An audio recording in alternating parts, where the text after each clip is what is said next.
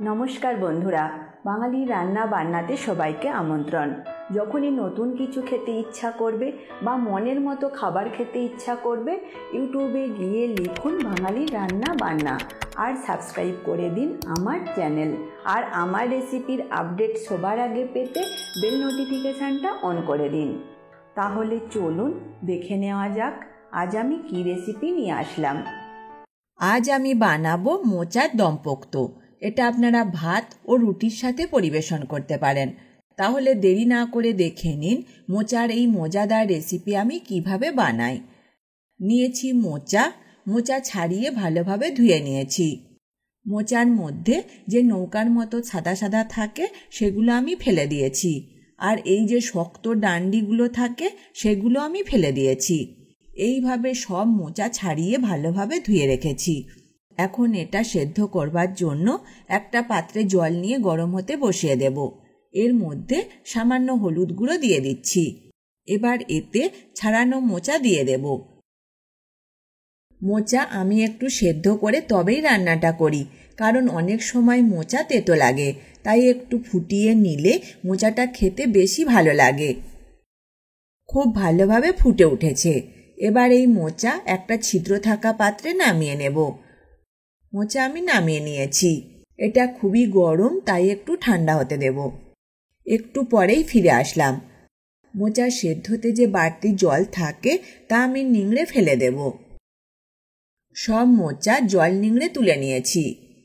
এরপর রান্না করবার জন্য কড়াই বসিয়ে দেব।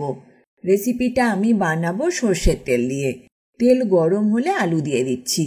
এখানে একটা আলু মাঝারি মাপ করে কেটে নিয়েছি। আলু ভেজে নিয়েছি। এবার এর মধ্যে সেদ্ধ মোচা দিয়ে দেব। আলু আর মোচা নাড়াচাড়া করে নিয়েছি। এবার এগুলো তুলে নেব। আবারও একটু তেল দিচ্ছি। তেলে দুটো তেজপাতা দুভাগ করে দিয়ে দেব, আর দেব সামান্য গোটা জিরে একটু ভাজা ভাজা হলে একটা পেঁয়াজ কুচি দিয়ে দেব। পেঁয়াজটা আমি কেটেছি একটু ছোট ছোট করে। পেঁয়াজ কুচি ভেজে নেব। পেঁয়াজ ভেজে নিয়েছি। এবার এর মধ্যে একটা টমেটো কুচি দিয়ে দেব হলুদ গুঁড়ো 1 চামচের 4 ভাগের 1 ভাগ, লঙ্কা গুঁড়ো 1 চামচের 4 ভাগের 1 ভাগ, তবে লঙ্কা গুঁড়োটা অবশ্যই ঝাল বুঝে দেবেন। ধনে গুঁড়ো আধা চা চামচ, জিরে গুঁড়ো আধা চা চামচ, আদা রসুন বাটা 1 চামচ, আর দেব পরিমাণ মতো নুন। এবার এই সব উপকরণ নাড়াচাড়া করে নেব। এবার এটা ঢাকা দিয়ে হতে দেব যাতে টমেটোটা তাড়াতাড়ি সেদ্ধ হয়ে যায়। বেশ কিছুক্ষণ পর ফিরে আসলাম। টমেটো সেদ্ধ হয়ে মশলার সাথে মিশে গেছে। আমি কিন্তু মাঝে 1-2 বার ঢাকা খুলে নাড়াচাড়া করে আবার ঢাকা দিয়ে হতে দিয়েছিলাম। এবার এর মধ্যে কিছু ভেজানো ছোলা দিয়ে দেব। ভাজা আলু আর মোচা দিয়ে দিচ্ছি, আর 3টি কাঁচা লঙ্কা একটু করে চিড়ে দিয়ে দেব।